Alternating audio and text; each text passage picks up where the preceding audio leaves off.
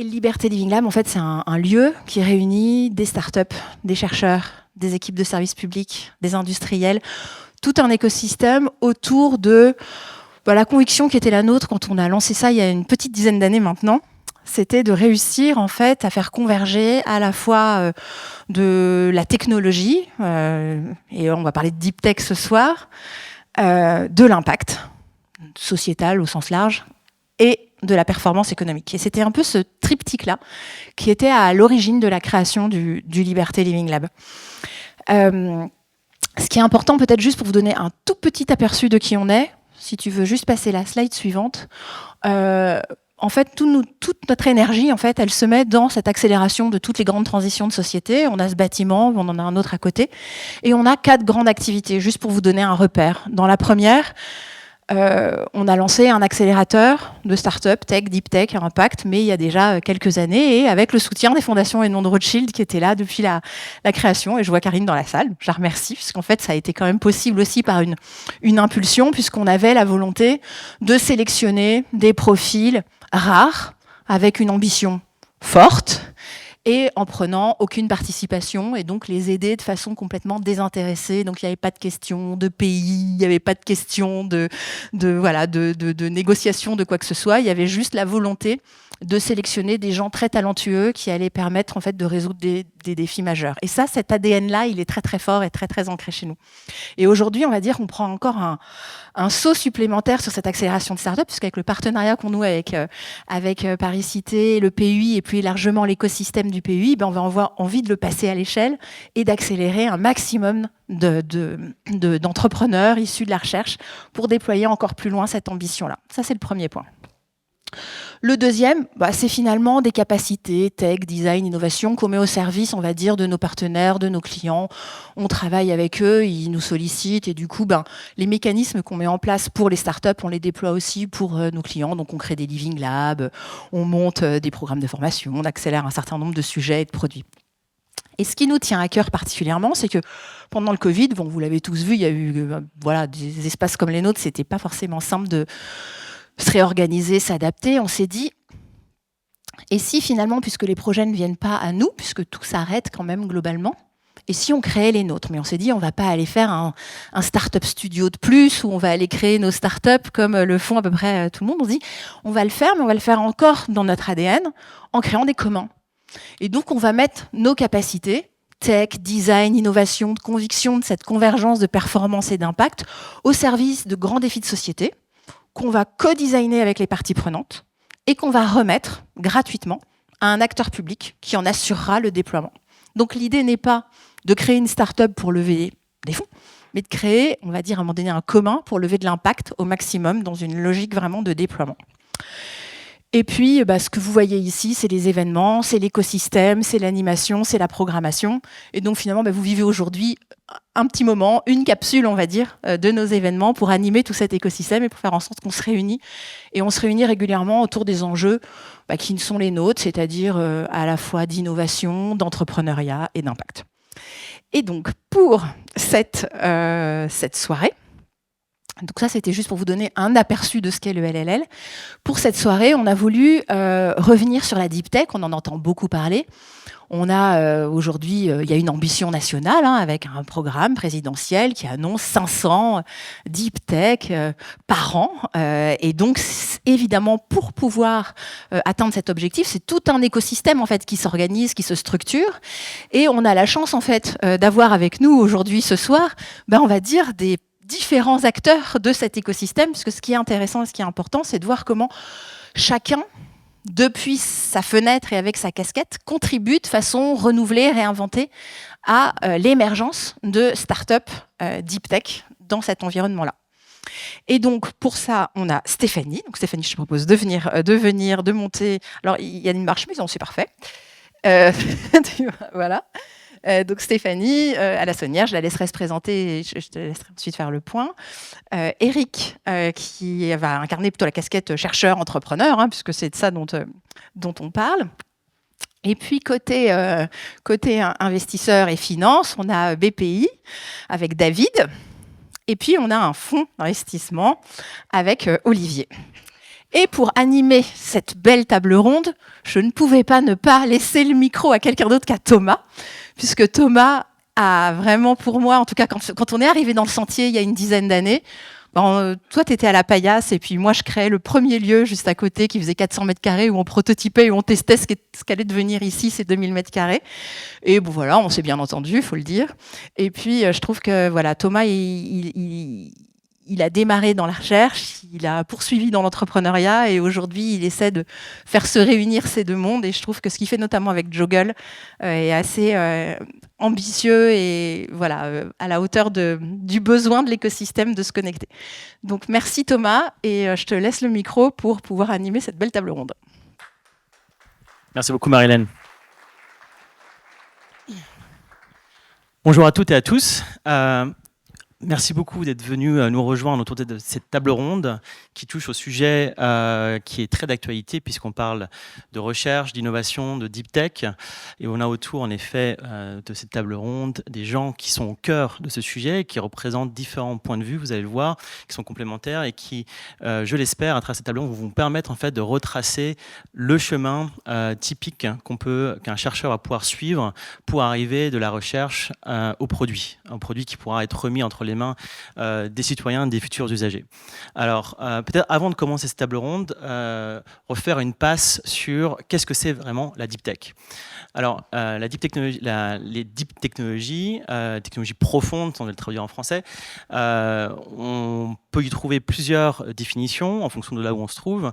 Mais globalement, par exemple, si vous nous demandez à ChatGPT, qui est lui-même en fait issu de la deep technology, on parle de technologies qui ont une capacité de rupture. Ça veut dire quoi? Ça veut dire qu'ils vont être capables en fait de produire une innovation qui est très largement supérieure à la génération précédente, qui s'appuie sur des recherches longues, des recherches scientifiques ou des innovations d'ingénierie qui sont faites en laboratoire public ou privé. Et qui vont nécessiter un long travail de développement, qui vont nécessiter des fonds extrêmement lourds et importants, et donc des cycles d'innovation qui n'ont rien à voir avec ce qu'on peut connaître habituellement, par exemple juste avec le numérique, où on va pouvoir passer de l'idée au produit en moins d'un an. On parle principalement ici de cycles qui peuvent durer entre au moins 5 et 10 ans, voire plus, et qui vont presque faire pour ce que certains appelleraient de la magie, c'est-à-dire faire des choses qu'on n'imaginait pas possibles avant.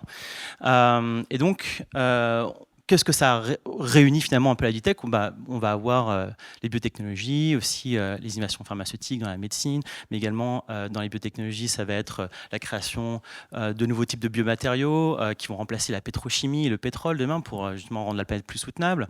Ça va être également les innovations dans le quantique, on va avoir la chance avec Olivier d'en entendre un peu plus. Ça va être également dans le monde de la robotique et donc appliqué par exemple à la santé, mais aussi dans le monde en fait de la data et des maths pour pouvoir faire du traitement de signal en fait plus efficace. On en saura plus aussi avec Stéphanie, mais également avec Eric. Et puis c'est également un monde dans lequel on va pouvoir retrouver des choses qui s'appuient par exemple sur la blockchain et pour arriver justement sur des systèmes de confiance plus pertinents. Alors, on a 4 représentants autour de cette table.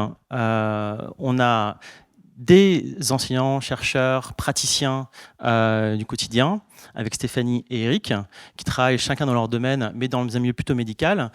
Stéphanie, qui est mathématicienne appliquée et qui travaille dans une unité médicale à Paris-Cité. Et Eric, qui est PUPH, chirurgien spécialiste du foie, qui travaille à l'hôpital Paul Brousse. Mais les deux font également de l'innovation de différentes manières à travers aussi leur institution. Ils développent des programmes, mais aussi des startups. Ils vont nous en parler. On a également David, qui représente ici la BPI, qui est un acteur essentiel, vital, bon équilibre en tout cas à la naissance et à l'accompagnement de l'écosystème Deep Tech en France. Ils mettent énormément de moyens pour que on puisse justement parvenir à ce que disait Marlène tout à l'heure, les objectifs de 500 startups de Deep Tech sur 10 ans, donc 50 par an, ce qui n'est pas négligeable sachant la quantité de fonds. C'est 500 par an, autant pour moi. 500 par an, donc voilà. Voilà, 500 par an. Donc, on parlait ici tout à l'heure de la quantité de fonds qu'il faut pour accompagner une startup deep tech. Donc, 500 par an, vous imaginez la quantité d'investissement. Donc, c'est capital. Ça montre en effet que les deep technologies sont vues comme étant un objectif vital, crucial, stratégique pour la France et sa souveraineté, quelque part. Et enfin, on a Olivier qui représente un fonds d'investissement dédié au quantique et qui pourra nous parler aussi de rapport qu'un fonds d'investissement peut avoir avec une startup de type technologie, à quel moment il intervient et quel est le type d'accompagnement qu'il peut offrir. Alors, on a plusieurs grands axes de discussion qu'on va avoir au cours de cette table ronde. Mais avant de rentrer dedans, j'aimerais beaucoup que chacun puisse se présenter brièvement en 2-3 minutes et qu'il peut-être explique ce qu'il voit à travers en fait, les deep technologies et du coup en fait, le rôle que vous jouez aujourd'hui en fait, pour faire avancer cette deep technologie en France. Peut-être commencer avec toi, David. Super, merci. Bonjour à tous, merci pour l'accueil, enfin pour l'invitation et pour l'accueil. Donc, je suis ici pour parler de ce que fait BPI France. J'ai rejoint BPI France il y a 3 mois comme responsable programme expertise Deep Tech au sein de la direction Deep Tech qui se retrouve elle-même au sein de la direction de l'innovation. Donc, c'est une grosse structure. Mais d'abord, pour présenter mon rôle aujourd'hui en quelques mots, BPI France est un opérateur de politique publique. Et sur le volet Deep Tech, notre objectif, c'est d'aider l'écosystème à faire émerger 500 startups par an. C'est l'objectif politique très symbolique, mais on l'espère atteignable dans quelques années.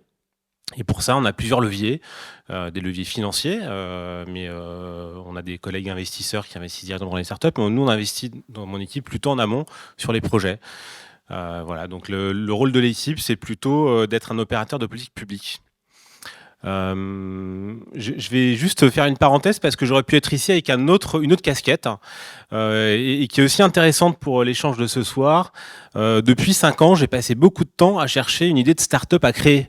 Et ça m'a amené à travailler avec beaucoup d'entrepreneurs et beaucoup de chercheurs deep tech, justement. Et c'est quelque chose qui m'a amené chez BPI France, mais aussi c'est aussi quelque chose que je pourrais partager ce soir parce que il y a un vrai enjeu culturel sur la deep tech. Je pense qu'on en parlera avec l'ensemble des personnes autour de la table. Et voilà. Et du coup, il y a la question financière à travers BPI France, mais aussi la question culturelle qui est assez intéressante. À moi. Donc, Éric Vibert, moi je suis chirurgien hépatique à l'hôpital public. Je travaille à l'assistance publique des hôpitaux de Paris. Et donc, j'ai la chance d'être un ami de Thomas Landrin. Et donc, en fait, je suis ici parce que j'ai, depuis des années, travaillé sur l'innovation en bloc opératoire, la sécurité des soins en bloc opératoire. Et j'ai créé un truc qui s'appelle la chaire innovation BOPA. Moi, je suis PUPH à la PHP, au Centre Hépatobiliaire, et je suis à l'Université Paris-Saclay. Et donc, dans cet environnement-là, on a créé un truc qui s'appelle la chaire innovation BOPA, qui est là pour avoir une approche humaine et technologique du bloc, pour essayer de voir comment la technologie peut s'implémenter au bloc, avec en particulier une acceptabilité par les humains qui y travaillent. Donc c'est une approche qui est pas uniquement de la techno, c'est de la technologie et des sciences humaines et sociales. L'autre élément, c'est que je pense que la recherche, donc la production de connaissances, dans certains cas crée l'innovation. L'innovation devient un progrès à partir du moment où on a été capable de valider son acceptabilité et son intérêt. Donc moi, je travaille sur cette trajet-là, recherche, production de connaissances, innovation, solution à un problème potentiel, et ensuite le progrès pour essayer de voir si c'est utile et si c'est raisonnable. Et en fait, à travers ça, j'ai créé en effet une entreprise qui existe maintenant, qui s'appelle Twinical, dont l'objectif est de faire des jumeaux numériques en chirurgie du foie. L'idée, c'est qu'on fabrique, et on a commencé à travailler sur ces sujets-là, avec un monsieur qui s'appelle Stéphane Cotin, qui est un mathématicien qui travaille à l'INREA, et ça fait 10 ans qu'on fabrique des algorithmes qui sont capables de pouvoir donner des propriétés biomécaniques à un objet numérique, qui est un jumeau numérique, de manière à pouvoir préparer une chirurgie du foie. Pourquoi ? Parce que quand on fait de la chirurgie du foie, en fait, on a un organe qui est complexe, qui est mou, qui se déforme, et donc les données anatomiques dont on dispose avant la chirurgie ne sont pas les mêmes que celles dont on dispose pendant la chirurgie, parce qu'on a attrapé l'organe et on l'a déformé. Donc c'est vraiment de la deep tech, et ça a été à l'origine d'une entreprise qui s'appelle Twinical, qui a d'ailleurs gagné le prix iLab l'année dernière ou il y a 2 ans, qui est en train de se mettre en place. Mais je mesure, et on aura l'occasion d'en discuter, justement, la difficulté, enfin, ce qui se passe quand on devient partenaire d'une aventure industrielle, avec tout ce que ça nécessite, en particulier de lâcher le bébé à quelqu'un qu'on ne connaît pas obligatoirement très bien au départ, et qui est notre CEO, et je serai content d'en discuter avec vous. Bonjour à tous, donc moi je suis Stéphanie Lassonnière, donc effectivement je suis mathématicienne, ça existe. Je suis spécialiste d'intelligence artificielle depuis très longtemps, je ne vous dirai pas combien de temps, mais en fait dans le titre de ma thèse, il y avait déjà modèle génératif statistique, donc le Gen AI, tout ce qui est très à la mode, c'est des choses qu'on manipule depuis longtemps. Donc, au travers de mes recherches, j'ai réussi à collaborer avec des médecins de la maternité de Necker pour trouver une solution à un problème qui était formulé de manière un peu simple. C'était, Stéphanie, le CPDPN, donc le Centre pluridisciplinaire de diagnostic prénatal, est encombré, soit par des gens qui n'ont pas besoin d'être là juste parce que les parents affolés, parce qu'il y a un tout petit truc qui ne va pas, deviennent vite des gens qui encombrent les services pour rien, malheureusement, et du coup, on n'arrive pas à traiter les bons patients. Débrouille-toi et trouve-moi une solution. La solution, c'est devenu Sonio, qui justement permet un contrôle qualité de l'examen échographique, et puis, quand il y a une anomalie, de faire un arbre de décision dans un environnement extrêmement difficile pour atteindre le plus rapidement le diagnostic. Celui-là pouvant être, il n'y a rien que 6 orteils au pied gauche, mais c'est pas grave, ce sera du 42 d'un côté, 44 de l'autre, c'est disgracieux, mais pas grave. Ou alors, ça, c'est associé à un problème de valve cardiaque, plus un petit problème au foie, etc. Et tout ça concordant, c'est un syndrome difficile avec une espérance de vie très courte. Donc, une première expérience entrepreneuriale, moi, j'ai lâché le bébé. Assez vite, je me suis rendu compte que j'étais pas capable de le faire. Mais par contre, il y a 1 an et demi maintenant, j'ai rejoint la présidence de l'université Paris-Cité en tant que vice-présidente valorisation innovation, épaulée, plus qu'épaulée d'ailleurs par Stanislas de Montleberg que vous voyez là, et avec qui nous avons monté le fameux pôle universitaire d'innovation dont parlait Marilène, auquel le LLL est étroitement lié, pour développer justement toutes ces innovations qui sont dormantes dans nos laboratoires. Parce que dans la Deep Tech, moi j'inclus tous nos laboratoires, en particulier les laboratoires de Société Humanité, où on a plein d'innovations dans les arts créatifs, dans la culture, dans plein de domaines. Et donc voilà, l'idée est de sortir toutes ces innovations le plus vite et le mieux. Bonsoir à tous, donc, je suis Olivier Tonneau, associé et fondateur du fonds Cantonation. Donc Cantonation, c'est un fonds qu'on a monté il y a 5 ans avec Christophe Jurzac, qui est docteur en physique quantique, qui avait fait sa thèse avec Alain Aspect, donc le prix Nobel de physique de l'année dernière, qui est d'ailleurs le directeur scientifique de notre fonds. Donc on a un fort ancrage auprès des académiques et des universitaires. Et on l'a monté également avec Charles Becbédé, qui a été notre premier investisseur. Et c'est lui qui nous a fait confiance et qui a financé l'équipe à ses tout débuts. On a monté un premier fonds qui fait une centaine de millions d'euros, qui investit partout dans le monde. Donc on est le plus gros fonds au monde en termes d'investissement. On en a fait à peu près une trentaine depuis 5 ans. On a vu à peu près toutes les boîtes qui sont créées dans le secteur, à peu près 600. On a la particularité d'avoir 3 docteurs en physique quantique dans l'équipe, ce qui n'est pas commun pour un fonds d'investissement, et ce qui nous donne la capacité de lire les papiers scientifiques, d'aller faire le tour des labos pour identifier des technos qui nous intéressent, et après d'être le premier investisseur aux côtés des chercheurs quand ils décident de créer leur société. Parfois même, on va jusqu'à leur trouver un cofondateur quand effectivement ils ne veulent pas sauter le pas et passer du labo à l'entrepreneuriat. Voilà, on va annoncer la semaine prochaine le premier closing de notre fonds 2. Donc voilà, on essaye de grandir en même temps que ce secteur. Effectivement, en parlant de Deep Tech, nous, on intervient sur des sociétés qui ont fait l'objet de dizaines de millions d'investissements d'instituts comme l'Institut d'optique, le CEA, Cambridge, Oxford, voilà, partout dans le monde. Et ça, c'est notre terrain de jeu. Et on a coutume de dire qu'on finance des gens qui viennent de labos de recherche dans lesquels il y a eu de la recherche pendant des années avec beaucoup d'investissements. Nous, on ne finance pas des gens qui montent une start-up avec juste un PC dans leur garage. Merci à tous.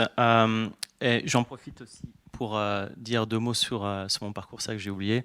Donc j'ai commencé comme chercheur également en biologie synthétique, donc une approche de l'ingénierie du vivant, en particulier sur les bactéries. Et j'ai eu la chance à la fois d'avoir un parcours de chercheur et entrepreneurial, puisque en parallèle, par exemple, de ma thèse de doctorat, j'ai monté un laboratoire ouvert communautaire qui s'appelle la Paillasse. L'idée, c'était de mettre à disposition en fait, de tout le monde un laboratoire de biologie pour voir ce qui allait se passer. Et donc hors cadre académique, donc avec pas forcément les mêmes contraintes institutionnelles.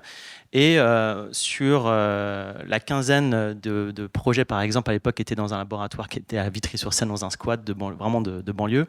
Un projet est né, qui est devenu une start-up de deep tech qui s'appelle Pili, qui fait des colorants écologiques avec de la fermentation de précision. Le prototype de Pili, c'est moi qui l'ai fait dans vraiment la cave, pour le coup, de ce bâtiment abandonné. Donc c'était presque un garage, mais c'était vraiment un vrai laboratoire de biotech. Par la suite, maintenant, aujourd'hui, Pili, c'est une boîte qui a levé pratiquement 30 millions d'euros, qui fait 50 personnes en R&D. Ça a beaucoup changé depuis l'époque du squat. Et la Paillasse a aussi évolué, puisqu'on est passé de ce squat à la rue Saint-Denis, juste à côté du LLL. Et c'est une aventure qui, moi, m'a permis vraiment de voir ce que pouvait être un environnement alternatif à ce que je pouvais connaître moi dans le monde institutionnel, et accompagner comme ça beaucoup à la fois donc de chercheurs, mais aussi d'étudiants et d'entrepreneurs qui cherchaient à tester des idées très tôt. Là où parfois on peut manquer de place et de dispositifs dans les milieux institutionnels, même si ça a beaucoup changé, hein, c'était il y a pratiquement 10 ans, mais il y a parfois encore ce problème de place. Et aujourd'hui, je porte une nouvelle société qui s'appelle Juggle, et qui est une plateforme cette fois-ci non pas physique comme la Paillasse ou biotech comme Pili, mais numérique, pour pouvoir mettre en relation les chercheurs, les entrepreneurs, les étudiants, les professionnels au sein de communautés pour qu'ils puissent collaborer de manière plus efficace, hein, à travers le partage de ressources, de la collaboration. L'idée, c'est vraiment d'aller au-delà de ce qu'on peut connaître avec des outils numériques comme Slack, voilà, ou Discord, qui ne sont pas du tout adaptés au monde de l'innovation et de la recherche. Et c'est une plateforme qui est en train tout juste de sortir, hein, donc je vous encouragerai en fait à aller le voir par la suite. Mais c'est pas le sujet. Je reviens maintenant sur la table ronde. On a entendu parler plusieurs fois au cours de vos interventions d'un enjeu tout particulier qui est lorsqu'on fait la transition entre la recherche du laboratoire à la start-up, la place des cofondateurs. En effet, lorsqu'on est chercheur et qu'on veut continuer à faire avancer la recherche, on n'a pas toujours une position opérationnelle dans la start-up. Une start-up va aussi voir évidemment son devenir basé sur la qualité de la technologie, mais aussi la qualité de l'exécution, évidemment. Et donc aujourd'hui, vous avez des expériences qui sont différentes, et puis surtout avec des perspectives qui sont différentes, puisque là, on a 2 fondateurs. On a également un investisseur et quelqu'un qui représente ici une institution publique qui donne des fonds à des startups. Est-ce que vous pouvez me dire, chacun d'entre vous, c'est quoi la recette? Est-ce qu'il y a une recette magique aujourd'hui, ou il n'y en a pas, justement, et que c'est vraiment au cas par cas? Comment vous faites pour pouvoir trouver une solution adéquate aujourd'hui pour répartir, par exemple, ne serait-ce que le capital entre cofondateurs opérationnels et non opérationnels? Alors, il n'y a pas de recette magique, mais il y a une chose importante qu'il faut prendre en compte, c'est l'envie du chercheur de s'impliquer dans la start-up. Si le chercheur a envie de devenir un entrepreneur, il faut lui donner les moyens de le faire. Alors, il y a la formation Deep Tech Founder qui est faite en partenariat avec BPI France. Il y en a d'autres. Et notre but, nous, à l'université, c'est que pour ceux qui ont envie de passer le cap, on leur donne les capacités de pouvoir suivre ces formations. Parce qu'effectivement, je crois, enfin, vous me contredirez peut-être, mais quand un chercheur, c'est un vrai scientifique, débarque en disant « je vais être CEO de ma boîte », les fonds les regardent avec des yeux un petit peu dubitatifs. Vraiment, est-ce qu'il va s'en sortir ? Et c'est normal. Il est très bon chercheur, il n'est pas forcément très bon entrepreneur sans avoir le bagage. Donc, il faut savoir si le chercheur a envie de se lancer. Si la réponse est oui, on l'aide et on l'aide à lui-même et à mettre son équipe autour de lui. S'il n'a pas envie, deux choix, soit on fait appel à Marilène et on fait un commun. Et je trouve que cette idée est formidable, c'est comment les embarquer dans quelque chose qui aura un impact quand même, qui sera utilisé, mais qui n'est pas dans le monde entrepreneur, qui reste dans le monde de la recherche, du financement par des fondations, etc. Et donc ça, c'est l'autre mode que j'ai découvert avec Marilène. Donc ça, j'adhère 100% parce que je trouve que c'est une excellente idée. Et puis après, sinon, il faut trouver la bonne équipe et le degré d'implication du chercheur. Pour ce qui est de ma part, moi, je savais que j'avais pas envie de passer le cap. J'ai fait Deep Tech Founder parce qu'il fallait quelqu'un à un moment pour faire la transition et trouver la bonne CEO, qui est Cécile Brosset. Et après, la répartition du capital s'est faite aussi en fonction de ce que nous, on avait envie de mettre comme temps et comme énergie dans le processus. Évidemment, on n'avait pas envie de se retirer. C'était pas notre bébé. Je n'irai pas jusque-là. Hein. Je suis une vraie maman avec des vrais enfants. C'est pas la même chose. Après, ça n'en restait pas moins un objet qu'on avait vu naître avec notre doctorant qui s'est lancé. Et donc, on avait envie de le suivre. L'implication a été très naturelle. On était en plus très nombreux. On était 6 cofondateurs non opérationnels. Et on s'est mis dans le mode où, à nous 6, on représentait un et unique cofondateur et on s'est divisé les parts de ce qui restait. Et pour que ce soit viable, en tout cas au moment des premières levées, il était net que les investisseurs investissaient sur l'avenir et pas sur le passé. L'avenir, c'était le doctorant Rémi qui avait intégré la société. Et donc, c'était lui plus la CEO qui devait mener la barque et donc avoir la majorité des parts. Et il n'y avait aucune malveillance envers les fondateurs. C'était eux qui devaient maintenant prendre les responsabilités du succès ou de l'échec. Alors moi, mon expérience est un peu différente. Je pense qu'on peut être chercheur, chirurgien et CEO, et ça dépend en fait beaucoup des gens. Moi, je pense que je ferais un très bon CEO. Pourtant, je n'ai pas envie d'en devenir un. Le truc, c'est que ce qui s'est passé à la création de Twinical, c'est qu'en effet, on a un mathématicien qui est un super expert des jumeaux numériques qui publie à très très haut niveau. Moi, je connais qu'un seul truc, c'est la chirurgie du foie, mais ça, je connais très très bien. Et on a donc ce truc qu'on a fait ensemble depuis 10 ans, et on se dit, pour que ça soit utilisé, il faut que ça devienne un produit. Parce que malheureusement, sur cette terre, si on veut que les objets, les outils qu'on fabrique deviennent des choses qui soient utilisées, il faut que ça devienne des produits. Sinon, ça ne marche pas. Et donc, j'ai fait tellement, depuis des années, des formules dans tous les sens pour essayer de calculer le risque, le machin. Finalement, ce qui est utilisé, c'est lorsque ça devient un produit. Donc, j'ai dit, OK, il faut qu'on fabrique une boîte qui s'appelle Twinical, qui va faire des jumeaux numériques en chirurgie du foie.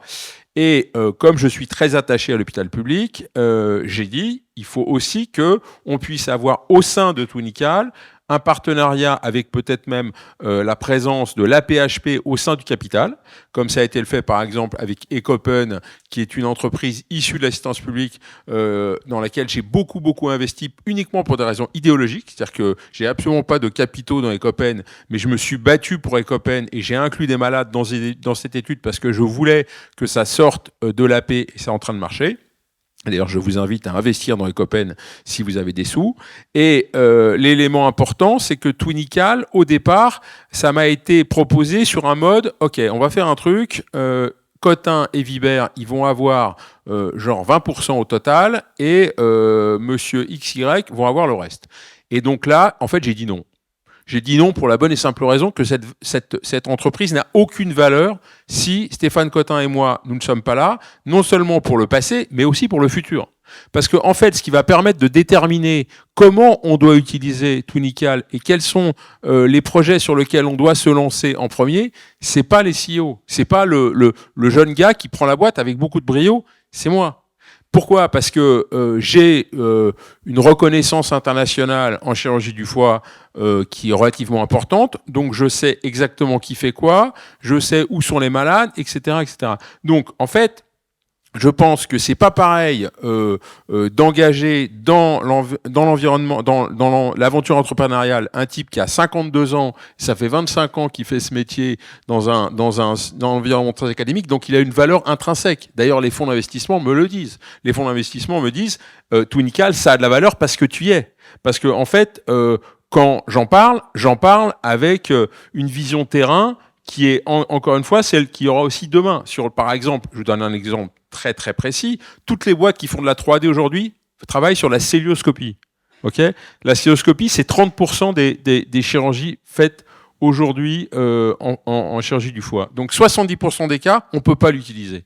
Donc moi, qu'est-ce que j'ai dit? On va commencer par la chirurgie ouverte. On va comme ça pouvoir ensuite aller voir le marché de la Chine, de l'Afrique, des gens où ils ne font pas encore de célioscopie. Ils ont besoin d'outils pour les accompagner et ça marche. Et donc, en fait, je pense qu'en fonction de la personne qui est le chercheur, eh ben je pense que le capital doit être réparti différemment. Et on est tombé sur un accord qui est tout à fait bien. Notre ami CEO qui s'appelle Mario Arrico est un type très bien et il a le maximum plus de capitaux que nous deux, que Stéphane Cotin et moi. Mais moi, je ne suis pas opérationnel sur le papier, mais je peux vous assurer que je mouille la chemise et pas plus tard que cet après-midi, j'étais en train de faire répéter Mario, justement, le pitch que demain on va aller faire chez Wilco pour pouvoir obtenir le prêt d'honneur. Et je suis pas opérationnel, mais je le suis quand même beaucoup parce que intrinsèquement je suis opérationnel moi. Donc voilà, c'est le sujet, il est là. Donc c'est pour ça que le chercheur, il va se mettre dans son coin, il va laisser faire l'industriel. Je pense que ça dépend beaucoup du chercheur. Mais j'ai pas dit qu'on faisait rien. Alors Yves, que vous connaissez peut-être. Pardon. Yves Ville, que vous connaissez peut-être, qui est le chef de service de la maternité de Necker. C'est avec lui qu'on a cofondé Sonio. Donc, il est un tout petit peu plus vieux que vous encore. Donc, le faire lâcher le bébé, c'était difficile. Et il continue à s'impliquer. Et si Sonio est utilisé, c'est parce que c'est un key opinion leader international sur l'échographie prénatale. Ça n'a pas empêché que les fonds n'ont investi que quand on a réparti le capital. Vers la suite. Ouais. Je veux bien dire, je pense que les fonds ont un rôle de juge de paix sur ces sujets-là, donc je veux bien que peut-être tu conclues. En tout cas, c'est mon point de vue. Pour qu'un projet soit crédible, il faut à un moment donné qu'il lève des fonds. Donc il faut que le projet soit construit sur un rationnel qui parle au fond. Et quelque part, c'est ce qui fait que ça marche ou pas. Voilà. Alors ensuite, moi, ma réponse à cette question, comme à beaucoup de questions, mais surtout à celle-là, c'est ça dépend. Et ça dépend pour plusieurs raisons. Alors c'est un sujet qui me passionne, moi, les créations d'équipes, parce qu'avant de rejoindre BPI France, j'ai fait ça pendant 5 ans. J'ai vu une bonne grosse centaine de projets deep tech pour lesquels on cherchait des cofondateurs ou des CIO. Donc j'ai pu en accompagner certains et beaucoup réfléchir à comment rendre tout ça opérant. Et donc le premier élément du ça dépend, c'est qu'en fait il y a plusieurs catégories de chercheurs. On a ceux qui veulent être entrepreneurs et qui peuvent le devenir, ceux qui ne veulent pas. Et puis on a une troisième catégorie que tu as peut-être oublié, Stéphanie, c'est ceux qui veulent et qui ne peuvent pas, ou qui ne devraient pas en tout cas, pour lesquels c'est une mauvaise idée. Et c'est un vrai sujet aussi.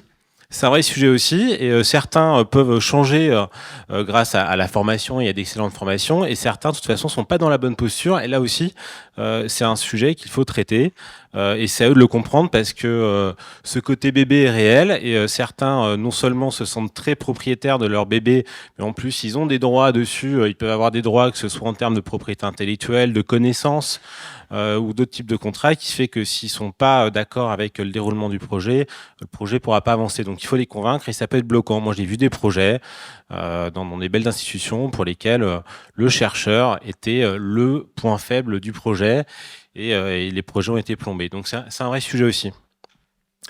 Voilà. En tout cas, sur le ça dépend, il y a aussi un sujet de secteur. On peut pas prendre tous les projets de la même manière. En informatique, c'est un peu différent. Il y a des schémas qui existent. Ce qui est important, c'est de construire, en tout cas sur le capital, un rationnel, une logique de répartition qui soit partagée par tout le monde. C'est à la fois un sujet économique. On se demande est-ce que telle personne a une vraie valeur dans le projet. Si c'est un leader d'opinion, c'est important, ça se valorise. Si c'est quelqu'un qui maîtrise la technologie et la science, là encore, ça se valorise. En revanche, s'il n'est pas impliqué de manière opérationnelle, ça fait baisser son rôle. Et puis il y a aussi une partie psychologique. Le capital, c'est incitatif, c'est là pour être incitatif. Il y a des gens qui ont des seuils psychologiques. Moi, j'ai vu des gens qui refusaient d'être à moins ou plus de certains seuils. Et là, de toute façon, si on respecte pas ce critère-là, qui a un côté totalement affectif, mais si on le respecte pas, ils n'iront pas sur le projet. Donc, il faut le prendre comme une donnée d'entrée, quitte à ce que ça pénalise le projet. Et au final, de toute façon, ce qu'il faut, c'est que cette logique de construction du capital soit acceptée donc par les juges de paix, que sont les investisseurs qui, de toute façon, dès que le projet sort du labo et dès qu'il a épuisé toutes ses ressources en termes de financement public, financement de la recherche d'abord, et puis financement de ce qu'on appelle en France la prématuration, la maturation, ou dès que le projet a touché ses premières subventions BPI France, à ce moment-là, il faut lever plus de capitaux, et donc forcément, il faut aller voir les fonds. Et à ce moment-là, si le chercheur CEO est incapable de parler au fonds, Darwin parle et il pourra pas lever de fonds, et voilà. Donc, du coup, je vais juste rajouter un tout petit point, parce que ce que tu as dit sur le fait, à un moment, c'est vexatoire quand le niveau de capital est trop bas. Et en fait, c'est ce qui s'est passé avec moi. C'est-à-dire qu'à un moment, ça devenait vexatoire par rapport à la quantité d'énergie que j'avais investi et que j'investissais. C'est-à-dire que sur le modèle, qu'est-ce qu'on doit faire, où est-ce qu'on doit aller, c'était pas possible. Donc, qu'est-ce que j'ai dit? J'ai dit, bon, stop. Et il s'est rien passé. Donc, si j'étais plus là, il se passait plus rien. Donc, en fait, le sujet, c'est qu'on est arrivé à une bonne solution et le CEO, il a parfaitement compris. On s'entend très, très bien maintenant. Et ce qui est vachement important, c'est que ça, là, on est au début de l'histoire.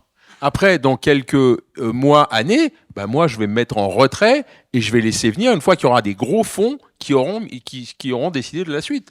Là, on est au début de l'histoire. Je pense que la fusée, elle décolle si il y a aussi l'énergie du praticien pour la faire décoller. Notre expérience, c'est que sur les 30 investissements qu'on a fait, c'est qu'on a vraiment tous les cas. C'est-à-dire le chercheur qui ne va pas du tout partir de son labo, qui va passer 0% de son temps, celui qui va passer 20%, et celui qui va franchir le pas et qui va passer 100%. Et dans les trois, on a des exemples qui marchent. Donc, on n'a pas d'idée préconçue. Après, il y a quand même quelques règles qu'on va respecter. La première, c'est qu'il faut un CEO à 100%, parce que gérer une boîte et qu'elle se développe, c'est un temps complet, voire plus. La deuxième règle, c'est qu'on ne fera pas quelque chose qu'on pense que nos collègues qui financent après nous ne seront pas capables d'accepter. Donc, on peut être flexible, mais il y a néanmoins quelques règles qu'il faut respecter, parce que sinon, on sait d'entrée de jeu qu'on va planter la boîte et que dans 2 ans, quand il faudra trouver des camarades pour mettre des plus gros chèques que ce que nous, on est capable de faire, on ne sera pas capable de le faire.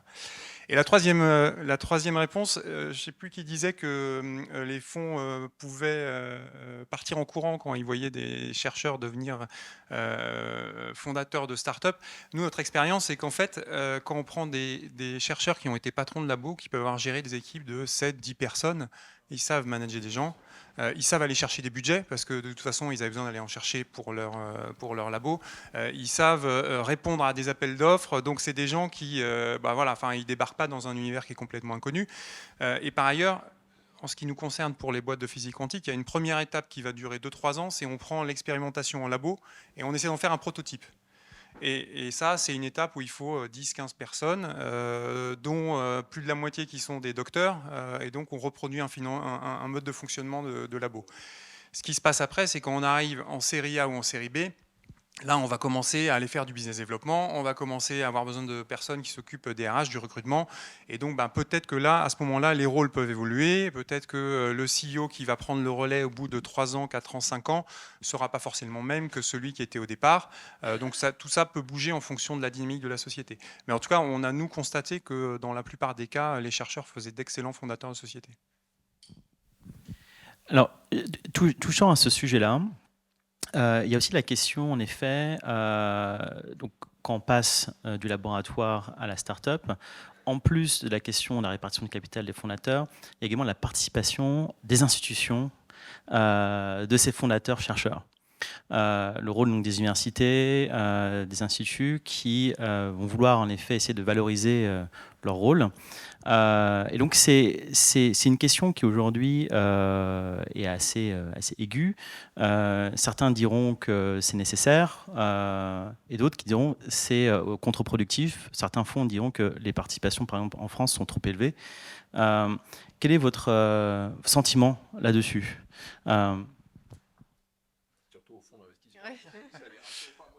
De notre côté, quand je vais prendre un exemple qui est la société Cobly dans laquelle on a investi au printemps dernier, qui est une boîte qui est un spin-off du CEA, pour laquelle le CEA a investi 30 millions par an pendant des années. Bon, ça me paraîtrait anormal que le CEA n'ait pas une part du capital. Parce que ce n'est pas avec des licences à 2% par an qu'ils vont réussir à rembourser cet investissement et la société ne serait pas là s'ils n'avaient pas fait cet effort. Donc il est normal que l'université ou le labo d'origine soit récompensé pour ça. Il est normal qu'ils continuent d'être intéressés au développement parce que finalement il continue d'y avoir des échanges. Ce n'est pas parce que la start-up est sortie du labo que les liens sont rompus. On a parfois le labo continue à faire de la recherche qui va pouvoir alimenter le développement de la start-up. Et réciproquement, il y a des choses qui vont être faites dans la start-up qui vont pouvoir aider les chercheurs qui sont encore dans le labo. Et donc, cette proximité, finalement, elle est normale et il est normal que les institutions aient une part du capital. Après, il ne faut évidemment pas que ça soit non plus... tout est une question d'équilibre, encore une fois. Alors, nous, on se pose beaucoup la question parce que dans le pôle universitaire que nous pilotons à l'Université Paris-Cité, nous avons quand même le CNRS, l'INSERM et l'INSERM Transfert et INRIA, Pasteur.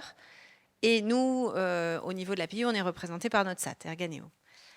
On a quand même des gros acteurs qui ont des politiques nationales qui sont fondamentalement différentes. Et sur un même projet, je vais prendre un exemple que je connais bien, qui est la santé numérique. Si vous demandez à l'acteur INRIA, ils vont vous dire, bon, on vous a accompagné pour la création, on va prendre 5% de BSA, point. Et on ne réfléchit pas, on ne négocie pas, c'est comme ça, point, pour tout le monde. Et à l'inverse, vous allez avoir INSERM Transfert, parce que c'est de la santé, qui va faire de la dentelle. Elle va vérifier quel est le potentiel impact, ce qui a été comme contribution de l'INSERM, les remboursements possibles. Et vous pouvez aller sur des négociations qui peuvent être très longues. Et ça, il ne faut pas. Il faut uniformiser. Il faut que quand un produit sort d'un labo et qu'il est traité par un acteur ou un autre, il faut que la prise de participation et les redevances et tout le reste soient uniformisés. Il y a des avantages aux deux. L'avantage de l'INRIA, c'est que c'est très rapide. L'avantage de l'INSERM Transfert, c'est que c'est projet dédié. C'est-à-dire, il n'y aura pas un surplus de coûts pour un produit qui n'en mériterait pas. Et à l'inverse, il y aura une rétribution à l'INSERM et à l'université si ça en vaut la peine. Mais ça prend du temps. Donc, en fait, il va falloir qu'on soit capable d'uniformiser tout ça. Et c'est un des gros enjeux, en essayant aussi que les politiques de ces ONR, donc organismes nationaux, ne soient pas discordants d'un site à l'autre. Donc on a du pain sur la planche, mais la prise de participation au capital des universités est possible. Il faut juste l'avis du recteur. Voilà. Ce qui est pareil pour les CHU. Il faut un avis aussi du recteur. Et donc, il n'y a pas de raison qu'on ne puisse pas, nous aussi, se positionner et finalement avoir, comme le dit Olivier, un soutien à la start-up. Ça peut être aussi en continuant à l'héberger à côté du laboratoire, et on en a plusieurs. On a le site Méhari, on en a un autre site au Saint-Père, on a d'autres start-up qui sont vraiment encore en lien étroit avec le labo initial. Et puis du coup, d'avoir cette dynamique de co-construction qui sert à l'université et qui sert à la start-up. Moi, c'est un sujet sur lequel j'ai beaucoup réfléchi parce que, en fait, dans Ecopen, la PHP a pris des risques. C'est pas pareil. En fait, elle a investi de l'argent sonnant et trébuchant pour ne pas se faire diluer au premier tour de monter en capital. C'est pas du tout la même chose qu'une université ou l'INSERM ou l'INRIA qui a, du fait de sa présence au départ, à départ. Et c'est ça, en fait, sur lequel il faut qu'on réfléchisse. Parce que moi, ce que j'ai vu, c'est que parce que la PHP a mis de l'argent sonnant et trébuchant, qui est donc finalement l'argent de la sécurité sociale. Donc il y a un vrai sujet. C'est-à-dire que c'est là. Et donc ça aussi, ça pose un question. Est-ce que la PHP a le droit de prendre un peu de risque vis-à-vis du capital que lui donne l'ONDAM pour... Voilà. Donc ça, c'est un vrai sujet. moi, je pense qu'il faut faire ça de manière limitée, mais que c'est pas délirant. Si ça peut permettre justement de financer l'hôpital public, puisqu'on est capable de faire x10, enfin voilà, si on gagne vraiment de l'argent. Donc ça, je trouve que c'est bien. Ce que j'ai mesuré aussi, c'est le fait que comme l'AP-HP a fait des efforts financiers, eh bien, Ecopen a été vraiment accompagné dans son développement, et les essais cliniques qui ont été faits dans Ecopen se sont faits beaucoup plus vite que tous les autres essais cliniques. Et donc ça, indiscutablement, en tout cas pour l'AP, le fait d'être au capital, ça a permis d'accélérer grandement le sujet. Maintenant, est-ce que c'est quelque chose sur lequel il faut répliquer le modèle Ecopen comme ça? Je suis pas sûr qu'il faille le faire trop pour les raisons que j'ai dites. Maintenant, il me semble pas délirant de se dire il faut faire des fonds d'investissement entre la PHP, par exemple, et un fonds. Parce que, en fait, le truc, c'est que nous, on les a, les idées. Nous, on les connaît, les malades qui ont besoin de tel ou tel truc. Donc, de créer un fonds d'investissement entre APHP avec un fonds, ça me semble raisonnable. Donc, moi, je verrais ça comme ça. C'est-à-dire que pour pouvoir permettre à des institutions publiques, et l'APHP en particulier, de pouvoir gagner des sous autrement qu'avec de la propriété intellectuelle, il faut qu'on se marie avec un fonds d'investissement ou qu'on en fasse un. Mais ça, il faut qu'on ait les moyens de le faire. Paris-Saclay l'a fait, mais pas l'assistance publique. Voilà. Mais pas à l'hôpital. Parce que moi, je suis très content d'être professeur à l'université Paris-Saclay, mais je suis quand même beaucoup plus fréquemment à l'assistance publique des hôpitaux de Paris qu'à l'université Paris-Saclay. Donc, et aujourd'hui, tout ce qui est issu de ma recherche, de mes idées qui permettent de faire des boîtes, c'est les malades. C'est les malades que je vois au quotidien, c'est les malades que je soigne. Donc, c'est quand même l'hôpital, plus que l'université, même si l'université... oui, elle me paye mon temps de recherche, mais... Vous ne seriez pas aussi bien payé si vous n'aviez pas l'université qui vous employait. Ouais, on va comparer. Enfin, mon salaire n'est pas exceptionnel non plus. Enfin bon. Donc le sujet, c'est que je pense qu'il est important que les hôpitaux, je parle des hôpitaux, je ne parle pas des universités, les hôpitaux puissent recueillir le fruit de leurs investissements. Voilà. Moi, je soutiens largement ça. J'ai parlé de mon parcours et je vais remonter un petit peu dans le temps. En 2019, donc je voulais créer une entreprise, j'avais aucune idée. Voilà, et donc ça m'a conduit à faire plein d'autres choses après.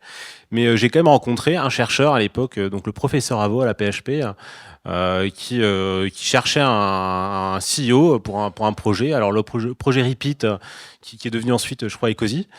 Donc c'est un projet de plateforme de suivi épidémiologique. Donc la PHP s'était mis dans un process de recherche de CEO avec le professeur Avo. J'ai postulé, j'ai été choisi. J'ai recruté un CTO parce que moi j'ai un background plutôt management et clairement sur une plateforme c'est pas moi qui allais la développer. Donc on était deux et c'était pile en janvier 2019 qu'on a démarré le projet. Et le professeur Avo est quelqu'un avec son équipe qui est très bien en plus, qui a lui-même participé à d'autres startups. Donc un bon chercheur si j'ose dire et très réaliste en plus en termes d'ambition et de part. Donc on n'a pas eu de discussion là-dessus, on était d'accord. Et donc entre janvier 2019 et décembre 2019, j'étais à peu près à mi-temps sur le projet. Et alors j'étais à mi-temps sur le projet pas par choix en fait, mais parce qu'on avait un gros problème, c'était quel deal on signe avec la PHP. On a passé un an à mi-temps à discuter du deal pour arriver à un truc qui était vraiment politiquement acceptable. En fait, c'était tout l'enjeu et je peux le dévoiler. On était avec mon associé, du coup, on n'apportait rien. On avait expliqué qu'on voulait être majoritaire après la série A, donc il fallait qu'on démarre à 70 et quelques %. L'équipe du professeur Avo, ils étaient à peu près à 10% à 2. Donc le reste pour l'AP, ce qui n'était pas forcément ce que avait en tête au début, mais on avait conclu à côté de ça une licence. Alors la licence, donc une licence, c'est un contrat où une entreprise, en gros, a le droit d'utiliser un brevet sous certaines conditions pendant un certain temps, et elle paye pour ça. Généralement, elle paye ce qu'on appelle un upfront au départ, et ensuite elle paye des royalties qui sont généralement proportionnelles au chiffre d'affaires qui est généré par la techno. Sauf que quand on démarre une start-up, on n'a pas vraiment envie de mettre un pourcentage du chiffre d'affaires dans une licence, alors qui est utile, mais qui pèse quand même beaucoup sur les comptes. Et donc on avait négocié un truc qui était que l'AP aurait droit à toucher 3 ou 4% du chiffre d'affaires le jour où on atteindrait 100 millions d'euros en chiffre d'affaires cumulé. Autant dire que ce jour-là, moi, j'aurais été ravi de payer les 3-4%. Et c'était donc quelque chose de politique qui était le fruit de cette discussion. Enfin bref, au bout d'un an, mon associé, qui était un serial entrepreneur, m'a dit « c'est pas possible, on a passé un an, on a fait que ça, on n'a pas travaillé sur le produit, on n'a pas travaillé sur le marché, on va nulle part ». Et j'étais d'accord, donc on a arrêté. Et puis en plus, après est venu le confinement, et finalement, c'était pas une mauvaise chose qu'on arrête, parce que le projet aurait été arrêté. Mais tout ça pour dire...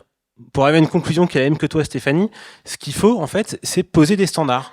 Et c'est simplifier tout ça, parce qu'en fait, ces discussions-là, encore aujourd'hui, elles sont majeures et ça embolise les équipes de recherche, ça embolise les équipes support dans ce qu'on appelle les TTO, les offices de transfert de technologie, ça embolise des tonnes de gens, y compris, je pense, dans les fonds ou dans les startups, on n'a pas parlé d'eux, c'est des acteurs intéressants.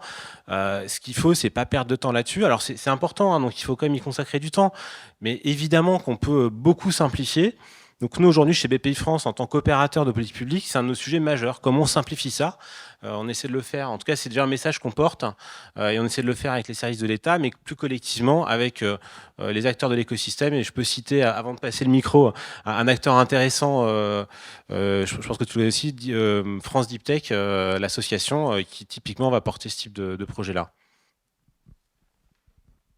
Il y a, nous, dans l'écosystème quantique, un exemple qui fonctionne très bien, qui est donc Quantum Delta aux Pays-Bas, qui est en gros l'équivalent de France Deep Tech, mais dédié au quantique pour les Pays-Bas.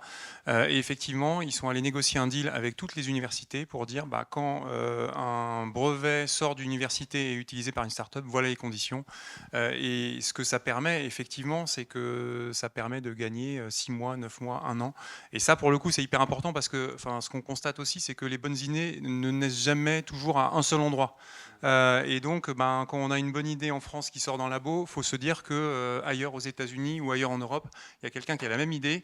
Et si eux, ils passent 15 jours à négocier l'accès à un brevet, là où nous, on passe 1 an, et en gros, on est mort. Donc, c'est un sujet important, pas uniquement pour le pourcentage de capital qui est détenu, mais surtout pour le process. Et ton témoignage, effectivement, si ça tue pas la start-up, de toute façon, ça l'handicape fortement au départ.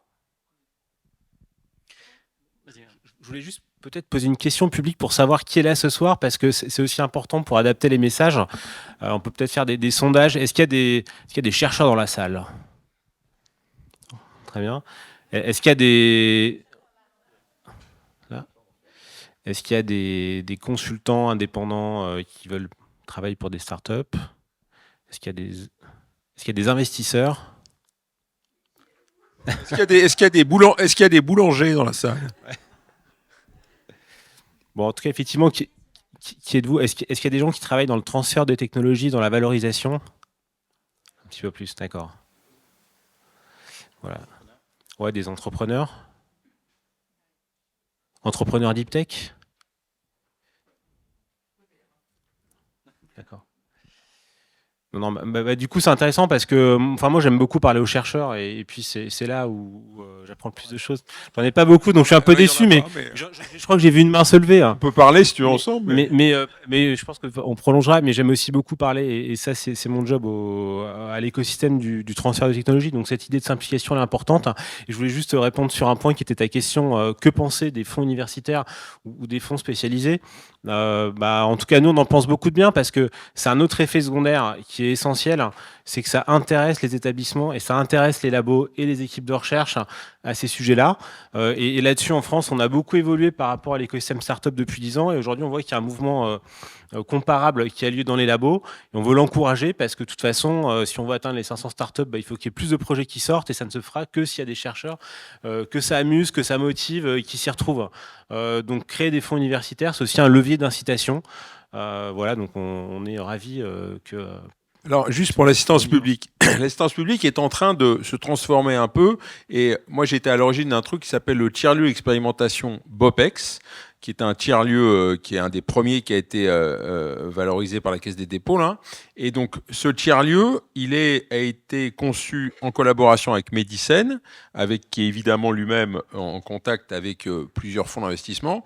Et il a pour objectif de pouvoir justement dérisquer des idées qui viennent de l'AP et qui sont hors de l'AP, c'est-à-dire qu'on va utiliser l'ensemble des données de l'assistance publique, le pilotage du soin pour savoir quelles sont les bonnes idées, qu'est-ce que ça représente comme quantité de malades, et ensuite on va évaluer l'acceptabilité par les personnels soignants, l'interopérabilité avec le système d'information de l'AP, et on va essayer de faire ça dans un objectif, on va payer les soignants.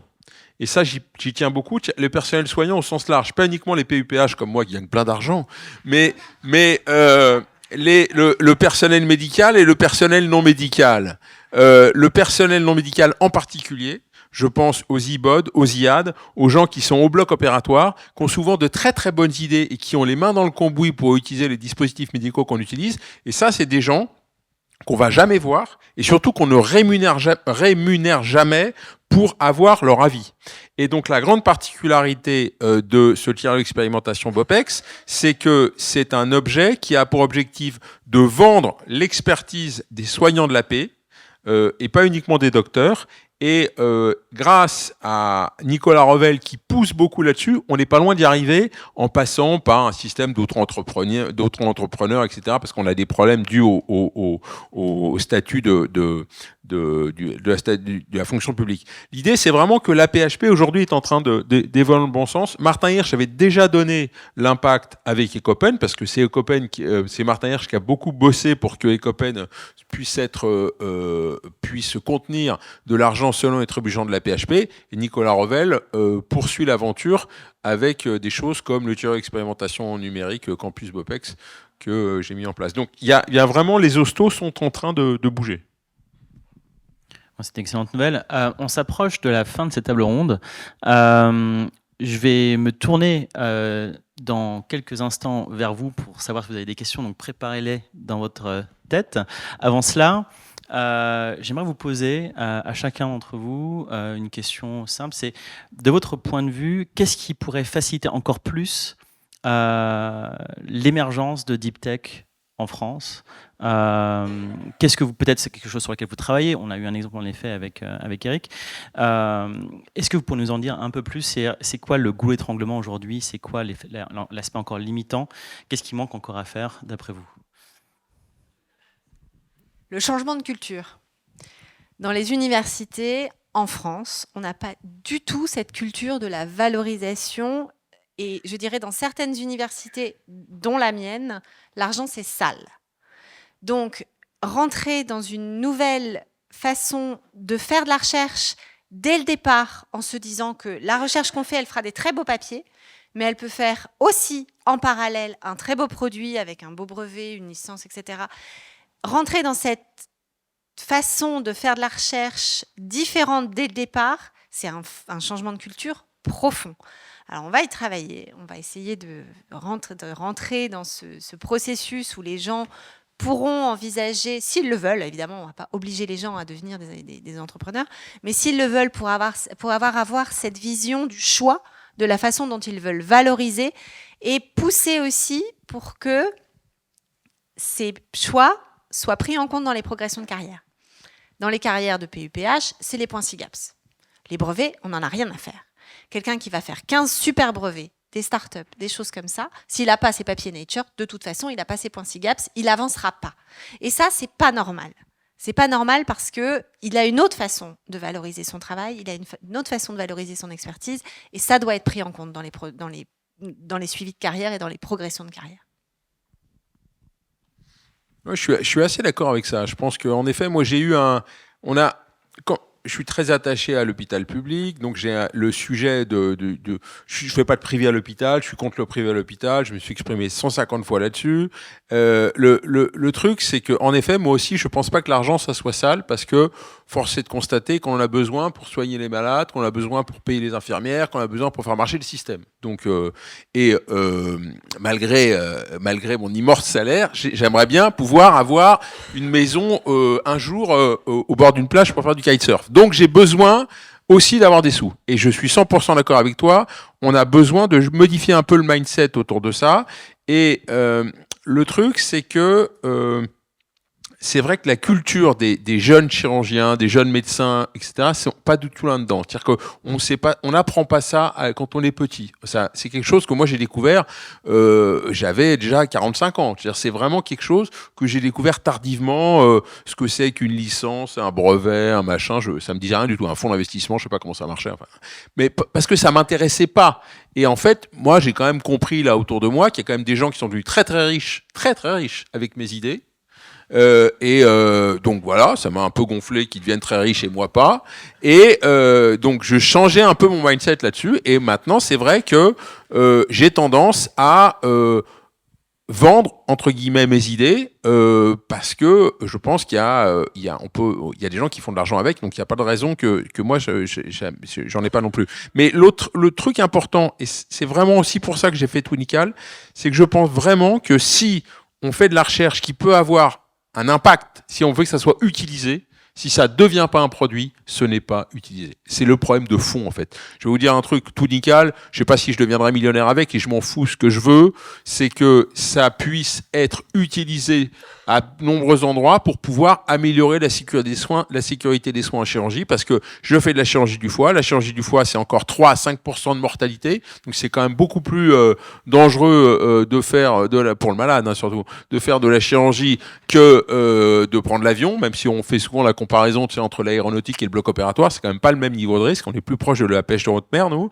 Et le sujet, c'est que cet outil de jumeaux numériques pour pouvoir sécuriser les soins, si ça ne devient pas un produit, ça ne sera pas utilisé autre part qu'à Paul Brousse, donc il faut absolument que ça se diffuse et il faut que ça devienne une boîte. Je suis d'accord avec toi. Je poursuis. Alors encore une fois, je suis solidaire de ce qui a été dit. Hein. Il y a un vrai enjeu culturel, hein. Et ça, on ne leur dira jamais assez. Effectivement, l'argent c'est sale, c'est quelque chose qu'on entend beaucoup. Enfin, c'est vraiment très présent dans le monde de la recherche en France.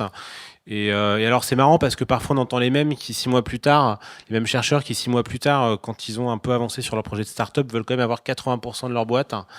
Et pas forcément être à temps plein. Mais en tout cas, il y a un vrai sujet, je dirais un sujet de réalisme là-dessus. J'ajouterai 2 dimensions.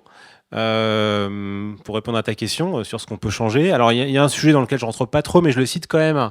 C'est un sujet très état administratif, mais c'est comment on fait ce qu'on appelle le transfert de technologie ou la valorisation. C'est quelque chose qui est une politique publique en France. L'État y met beaucoup de moyens.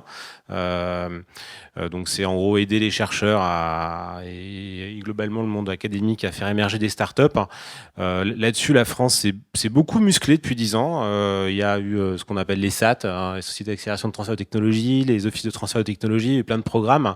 Donc la France a beaucoup progressé et donc aujourd'hui il y a un enjeu à continuer sur cette courbe d'apprentissage finalement. On a appris plein de choses, il faut continuer à apprendre, il faut se muscler et je pense que ça passe par exemple par des choses qu'on formule pas forcément comme ça, mais la culture de l'excellence.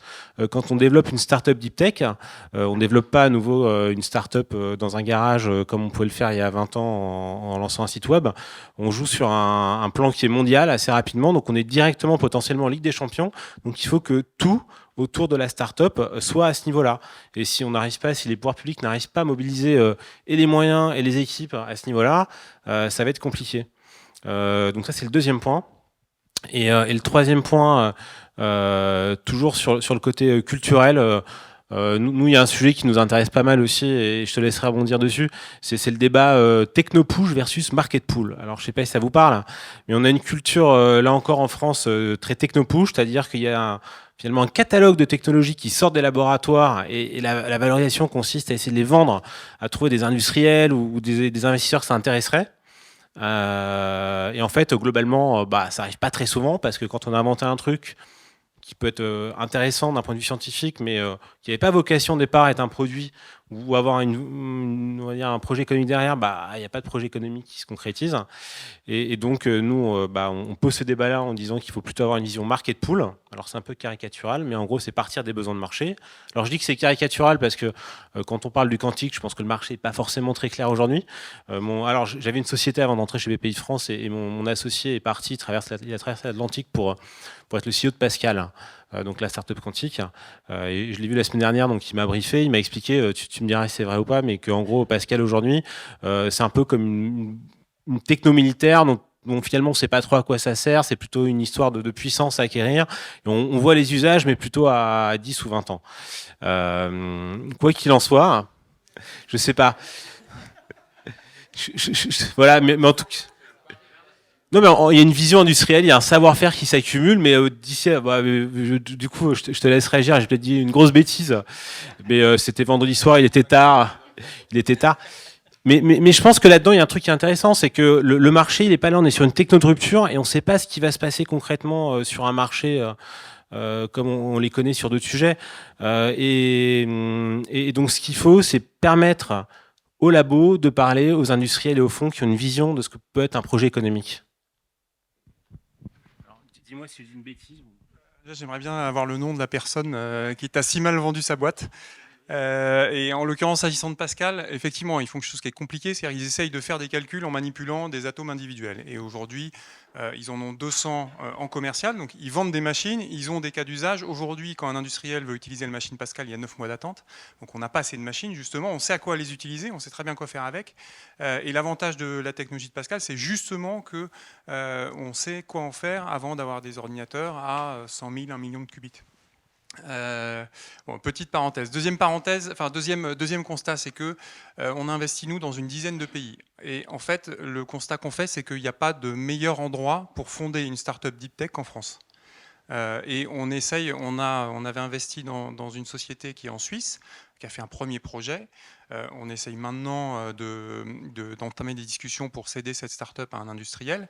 Le fondateur, on essaie de le prendre et de l'amener en France parce qu'il aura plus d'aide en fondant sa société en France que ce qu'il a eu par le passé en Suisse. Et c'est pas seulement les aides publiques. Effectivement, la BPI depuis 10 ans fait un effort colossal, mais qui se traduit concrètement par les chiffres qu'on connaît et le succès de l'écosystème des startups. Mais on a aussi des grands industriels qui sont prêts à tenter l'aventure. Nous, on voit des Airbus, des Thales qui commencent à constituer des équipes, qui sont prêts à travailler avec des startups pour faire des preuves de concept. On voit aussi un écosystème d'investisseurs early stage qui est très développé. Honnêtement, dans les premières années, on a très peu de sociétés qui ont du mal à se financer. Bon, alors après, il y a quelques étapes ou quelque chose qu'on peut faire un peu mieux. La première, c'est que on manque de relais et de fonds qui sont capables de faire des tours de 100 millions, 200 millions, 300 millions. Ça, c'est pas un problème uniquement en France, c'est un problème en Europe. Et donc on arrive très bien à amorcer les sociétés. La question, c'est au bout de 5 ans, que peut-on faire et justement qui va être capable de faire ces gros chèques pour suivre les sociétés et en faire des leaders mondiaux. Là, c'est quelque chose sur lequel on peut progresser, c'est un challenge qu'on a encore devant nous, mais bon, on a déjà réussi à passer la première étape qui est qu'il y a 10 ans, honnêtement, quand moi j'ai commencé dans l'investissement, il y avait 10 startups par an qui levaient 2 ou 3 millions. C'était des tours extraordinaires. Maintenant, honnêtement, quand on voit les tours de financement que réalisent les startups, l'écosystème s'est transformé. La deuxième chose qu'on peut mieux faire, c'est tout ce qui est équipement.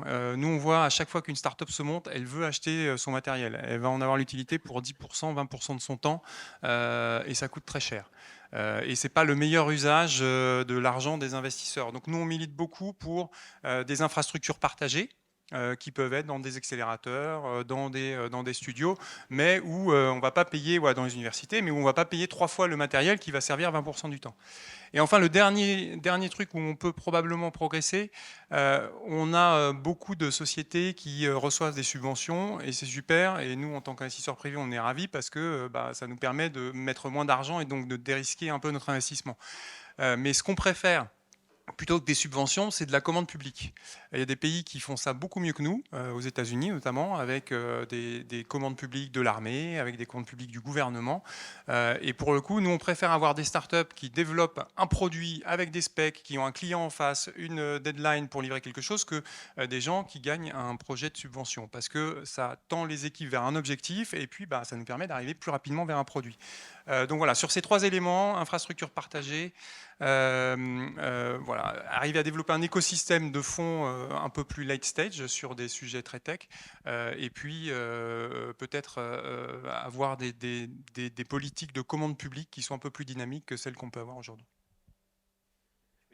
Je veux juste rajouter en fait, à l'origine de Tiers-lieu expérimentation dont je vous ai parlé, il y a un truc qui s'appelle la chaire innovation BOPA qui existe toujours et qui est financé à travers la fondation de la PHP, la fondation Minitélécom et la fondation Saclay, et surtout la fondation APHP, sur du mécénat de grands groupes industriels. Johnson, enfin tous les gros groupes industriels français, et il y a même des japonais, parce qu'il y a Fuji. Et il y a beaucoup de fonds d'investissement qui sont venus me voir en me disant on voudrait investir dans BOPA. Et c'est bien pour eux, parce que même si en fait ils sont au milieu des gens qui sont des futurs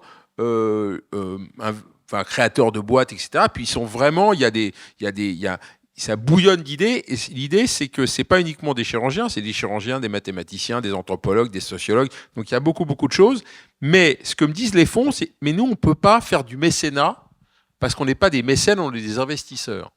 Ce que je trouve un peu ballot, parce qu'en fait, ils rentrent pas dans le truc parce qu'ils veulent y rentrer comme investisseurs. Mais moi, j'ai pas un fonds d'investissement, j'ai un truc qui s'appelle la fondation APHP qui me permet de faire fonctionner le truc avec des PhD, des masters, etc., etc. Donc je trouve que les fonds d'investissement devraient apprendre, il faut venir me voir si vous voulez, à faire du mécénat pour faire marcher des trucs comme ça qui au départ, c'est des tout petits tickets, hein, c'est 50 000 € par an, c'est pas des grosses sommes, qui demain seront de potentielles startups dans lesquelles le fonds pourra investir. Une très bonne perche, puisqu'en fait avec notre deuxième fonds, on investit dans des concepts qu'on appelle, qui sont des startup studios dédiés au quantique, qui sont rattachés à une université, et on fait ça en co-investissement avec un autre investisseur. Et on ne s'attend pas à gagner de l'argent avec ça, mais tout simplement, ces startup studios vont sortir 5 boîtes, l'objectif c'est 5 boîtes par an. Donc le premier a été annoncé au Québec en partenariat avec l'université de Sherbrooke en novembre dernier. On a annoncé un deuxième en Italie avec un partenaire co-investisseur qui s'appelle Scientifica. On a répondu à un appel d'offres sur lequel on devrait être fixé du SGPI pour faire la même chose en France. Et on a un projet de collaboration sur le même sujet avec l'Université de Tokyo et un autre avec Boulder au Colorado. Donc on ne s'attend pas à gagner de l'argent sur ces investissements, mais ça, ces 5 studios-là, si en plus ils peuvent travailler en réseau encore mieux, vont nous sortir 25 startups par an. Et nous, la valeur qu'on a justement, c'est d'avoir un droit de premier investissement dans ces 25 startups. Donc... Bon, est-ce qu'on a le temps pour une ou deux questions? Est-ce que quelqu'un voudrait se lancer? On a dépassé un petit peu. Si on n'a pas de questions, de toute façon, vous aurez le temps en fait, d'aller aborder les speakers pendant le cocktail. Ah, une. Bonjour, question pour Olivier. Dans le quantique, dans les fonds, on parle beaucoup de valorisation et de multiplicateurs. Quels sont les valos, comment on imagine une valo dans le quantique et quels sont les multiplicateurs qui existent? En fait, comme dans la plupart des startups early stage, nous, on ne va pas décortiquer les business plans. On n'en est pas à se dire la boîte fera 300 millions de chiffre d'affaires dans 10 ans et donc elle vaut tant aujourd'hui. On a plutôt une approche, méthode, c'est vraiment de comprendre quels sont les besoins de financement de la société pour arriver à la prochaine étape de financement. Donc s'ils me disent je vais développer un prototype, ça va me coûter 3 millions. Et puis après, typiquement, ces 3 millions servent de base pour calculer la dilution de la société. Et donc, on sait que s'il n'y a pas de concurrence, on peut prendre 25 ou 30% de la société. On sait que si le deal est très bataillé, on va plutôt prendre 15% de la société. Donc voilà. Mais donc, le job principal, c'est de se dire, finalement, il me dit qu'il a besoin de 3 millions. Est-ce que c'est crédible ou pas? Et par ailleurs, on peut aussi faire le truc à l'envers, c'est de se dire, moi, j'ai besoin de refinancer cette boîte dans 2 ans. Qu'est-ce qu'elle aura à ce moment-là et qu'est-ce qui sera une valo acceptable pour les gens qui vont rentrer. Et moi, j'ai besoin d'avoir fait un multiplicateur à ce moment-là. Donc on essaye de faire converger un petit peu tout ça et puis on arrive à trouver une valo. Après, les raisonnements plus financiers sur la base des business plans, c'est typiquement l'étape dans laquelle Pascal se trouve maintenant, c'est quand on est en série C et qu'on va lever 200 millions et que la boîte va déjà faire 40 à 50 millions de chiffre d'affaires dès cette année. Et donc là, on a des perspectives de retour sur investissement, de chiffre d'affaires, de marge, etc.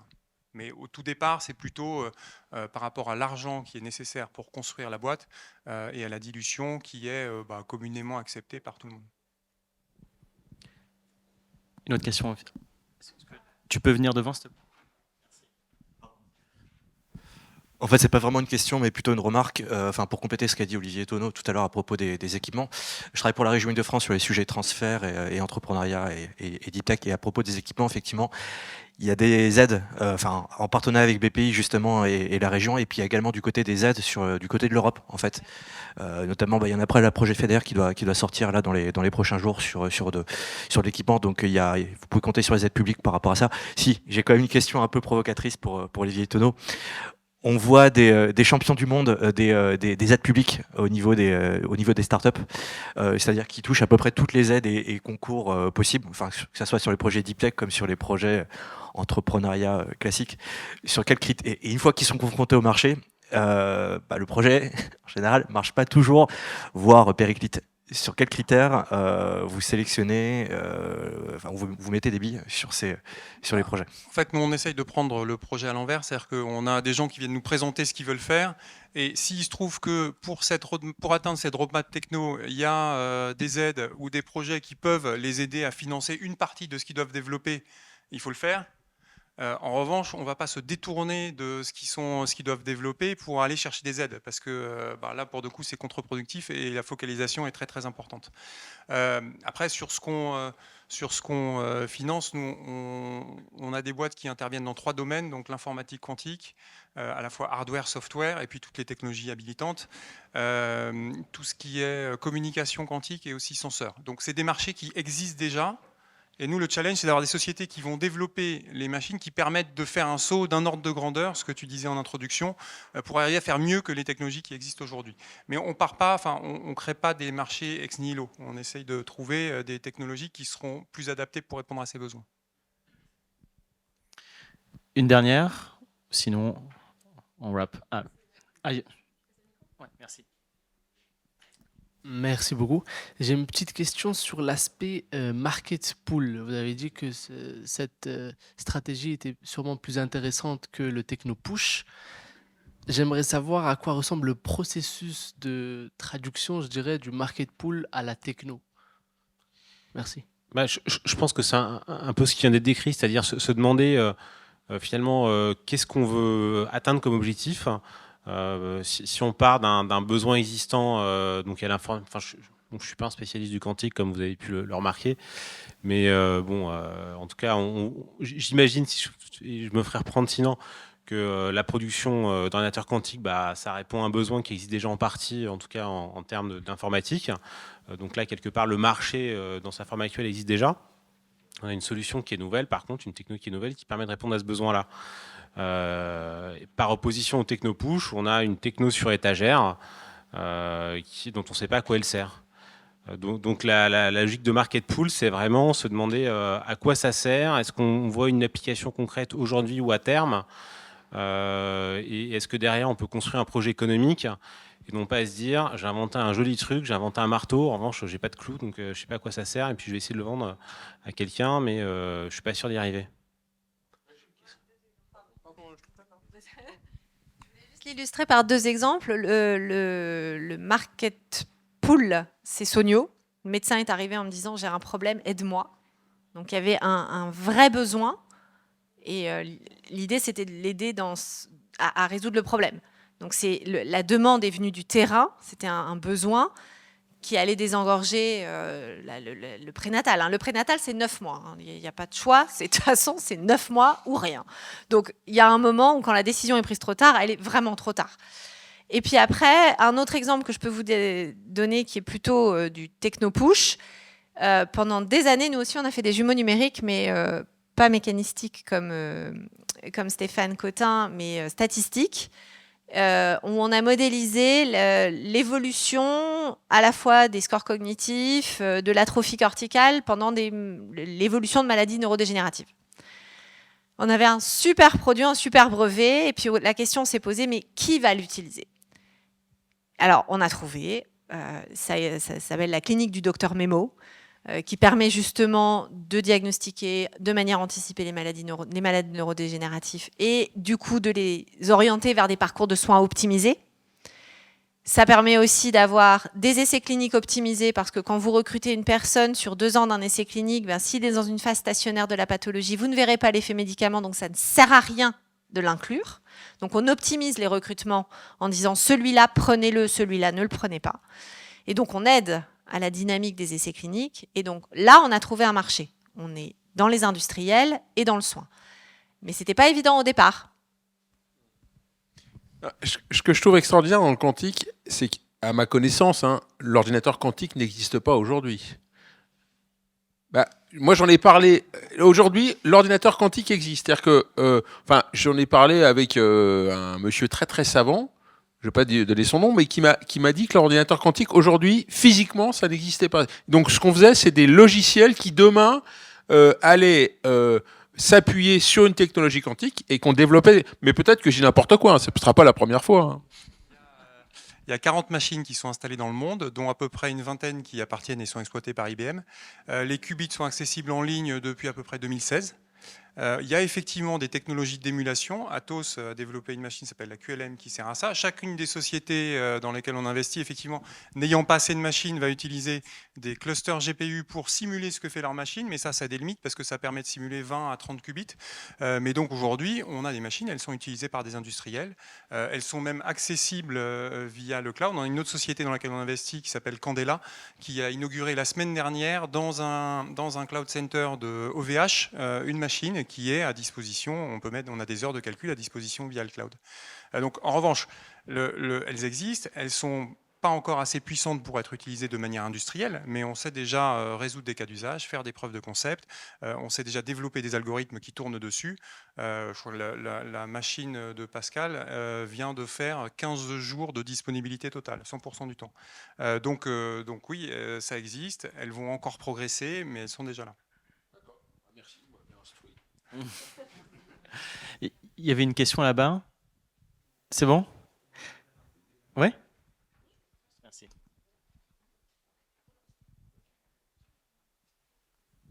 D'accord, je m'appelle Issa, je suis chercheur au LLL. Et moi, ma question, en fait, est un peu relative aux chercheurs en sciences sociales, parce que je vois qu'autour de la table, vous êtes tous des chercheurs en sciences dures. Et j'aimerais savoir si vous arrivez en fait d'avoir des chercheurs en sciences sociales qui sont porteurs de projets de deep tech. Et si c'est le cas, comment ça se passe au niveau du financement? Alors, la première partie de la question, la réponse est oui. La deuxième, c'est pour l'instant, je ne sais pas. Donc, nous avons des chercheurs de la faculté de Société et Humanité. Donc, Université Paris-Cité, c'est près de 8000 chercheurs, dont à peu près un tiers en Société et Humanité, chercheurs et enseignants-chercheurs. On a des innovations sur, par exemple, comment favoriser la créativité dans l'entreprise ou dans des systèmes de recherche par la réalité augmentée. Donc, vous immergez une personne dans un environnement avec des interactions spécifiques, avec soit des gens lambda qui sont matérialisés par des avatars, soit vous pouvez discuter avec Einstein si ça vous fait plaisir. Et puis l'idée, c'est justement d'apporter une interaction qui va favoriser la créativité chez la personne immergée. Techniquement parlant, la réalité augmentée, on sait faire depuis quelques années déjà. Donc en fait, c'est pas techniquement que c'est intéressant, c'est disruptif parce que c'est comprendre les interactions qui vont favoriser justement cette créativité. Donc c'est des sciences humaines et sociales. On a cette technologie-là qui est chez nous, qui est en train d'émerger. La question du financement est une très bonne question. Pour l'instant, on va évidemment essayer de trouver le bon marché et les bons interlocuteurs au niveau privé pour déployer ça. On espère aussi avoir des soutiens de la BPI, en particulier sur les BFT Labs, pour adresser le marché, enfin vraiment savoir questionner le business model. Et puis après, on espère qu'on aura aussi des financeurs parce que oui, ce sont des gens de Société Humanité, mais c'est une véritable idée disruptive pour faire progresser la créativité partout, pas que artistique, la créativité au sein d'environnements comme ici, par exemple. Sur ce point, ça c'est un point clé, et je pense que ce qu'on vit aujourd'hui avec l'IA générative, ça va donner énormément de valeur aux sciences humaines et sociales. Parce que finalement, c'est ça qui va nous rester.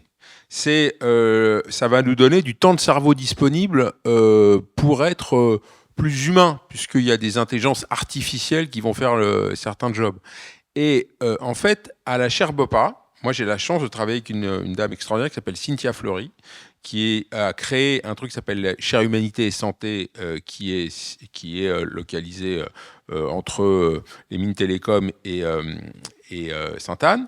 Et en fait, on travaille avec Cynthia Fleury, je co-encadre des chercheurs en sciences humaines et sociales autour de la problématique, par exemple, de l'erreur au bloc opératoire. Moi, j'ai travaillé beaucoup sur la problématique de l'erreur au bloc et on développe des sujets autour des boîtes noires dans le bloc, etc., etc.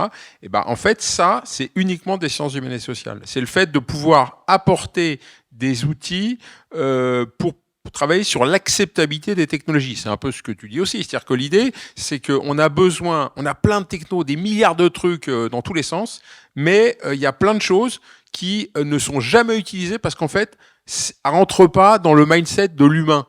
C'est quelque chose qui n'est pas acceptable.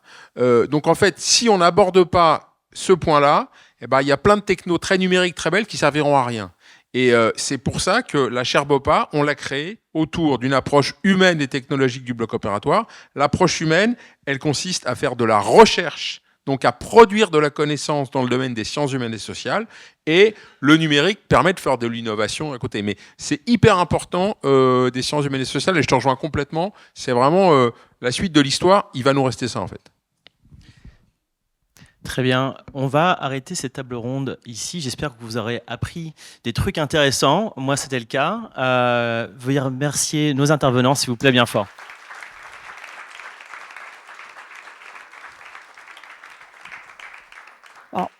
Je voulais vraiment vous remercier tous les quatre parce que l'idée, c'était de pouvoir vous faire toucher du doigt la façon dont cet écosystème, on va dire, d'acteurs s'entremêlent, échangent, est d'accord, pas d'accord, a des visions, des postures, des modes de fonctionnement différents. Et ça, c'est hyper important pour vraiment comprendre que chaque projet est unique et tenu par par la personne qui le porte et qui l'incarne. Vous dire aussi rien, très bien. Vous dire bonne soirée.